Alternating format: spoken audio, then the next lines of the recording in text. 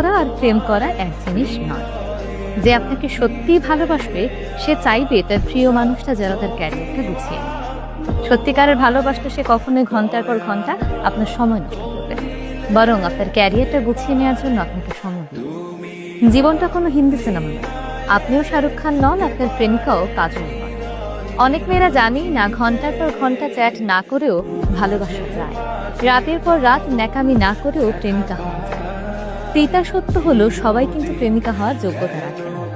সেই মেয়েটাই আপনার প্রেমিকা হওয়ার যোগ্যতা রাখে যে আপনার ক্যারিয়ারের কথা চিন্তা করে, যে আপনার সুবিধা বোঝে, অসুবিধা বোঝে, আপনার বিপদের সময় আপনার পাশে দেয়, দেয়ালে পিঠ থেকে গেলে যে সাহায্যের হাত বাড়িয়ে দেয়।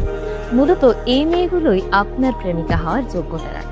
তাই ভালোবাসার নামে অকারণে সময় নষ্ট না করে নিজের ক্যারিয়ারের দিকে ফোকাস করুন এবং এমন মানুষকে জীবনসঙ্গী হিসেবে বেছে নিন যে আপনার